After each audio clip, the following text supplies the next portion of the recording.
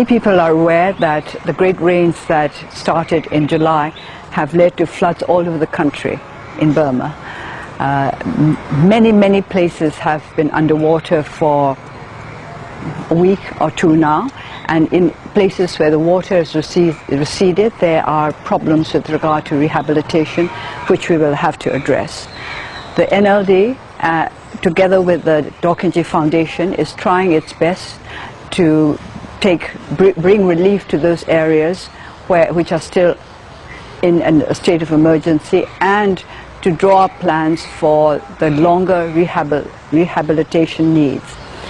At a time like this, people are very quick to respond and to give with compassion and generosity. But what we worry about is that when the emergency period has passed, people will start to forget, and there will not be enough help forthcoming for the real job, which is that of rehabilitation. We have already started drawing up plans as to where the needs will be greatest, and we would be most grateful if the international community could cooperate with the Dorkinji Foundation and the NLD and other organizations which are working to give as much help as possible to our many citizens who have been struck badly by the weather conditions. We don't know what is going to happen with regard to further rains during the rest of the monsoon period. I don't know whether you realize that we still have a couple of months to go before we can say that the monsoons are over. Of course, weather conditions cannot be predicted accurately, but I understand that there is still a danger of further heavy rains and further floods in this country. And even if there are no further floods, the need for rehabilitation will remain in the many areas that have been affected badly by what happened over the last few weeks.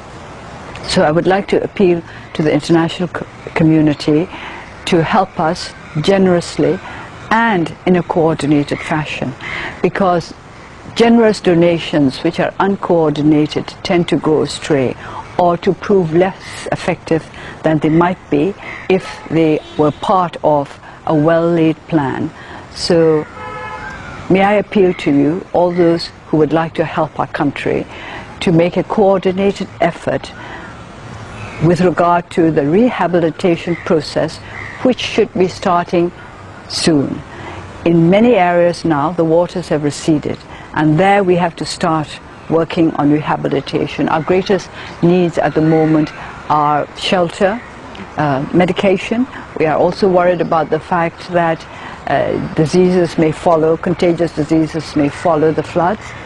And with shelter, we hope it will not have to be shelter for more than a temporary period, but we cannot tell how big the need will be, for how long those who have lost their homes will need to be sheltered, and what their basic needs to be. And we also have to think about their living. How are they going to make their living? Those who have lost the means for making a living, those who live by working on a plot of land, for example. If that plot of land has gone completely underwater and destroyed everything that they were expecting to get at harvest time, how are we going to look after these people? What are the alternatives? And there are those who will have gone into debt because of this disaster. How will we help them to repay these debts? And how will we take care of the children who can no longer go to school because the schools have been wiped away, or because their means of getting to school, that is to say, the roads, have been wiped away? Infrastructure, of course, reconstruction of the infrastructure is the responsibility of the government. But I think at a time like this, we all have to join in and help. And it would be the best way of helping us if the international community were to coordinate very carefully to make sure that they are giving us the help that is really needed by our people at this time, and that whatever they give is used in the best way possible to hasten the rehabilitation process.